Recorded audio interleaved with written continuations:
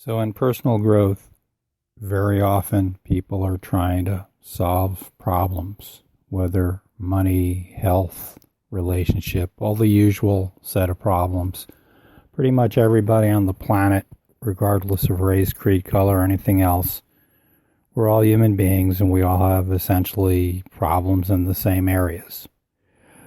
But in personal growth, the question is, do you just try and solve the problem? Or do you try to, quote unquote, raise your level of vibration, raise your ability to think clearly, raise your ability to deal with things, bring in higher guidance, whatever the set of things.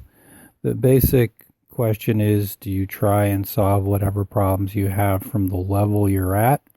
Or do you try and raise your level, whatever that means to you? And it can be as simple as just eating better, feeling better, and thinking more clearly about things and being in a better emotional space. And then, of course, there are other things you can do.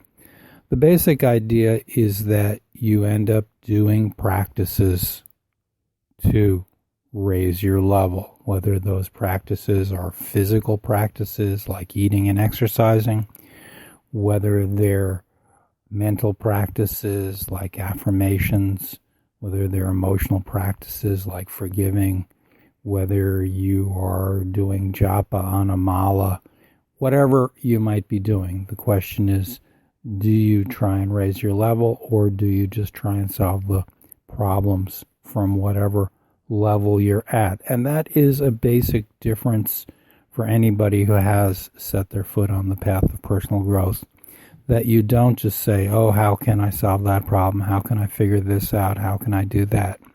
Of course, we have to solve those issues. But what you recognize is that it's a lot easier to solve issues from a higher vibration. I forgot who said the quote, but there's a quote that says you can't solve a problem from the level that created that problem. You almost have to raise your vibration. So it's a basic issue of attitude, and I just wanted to put that out there. Okay? Till next time.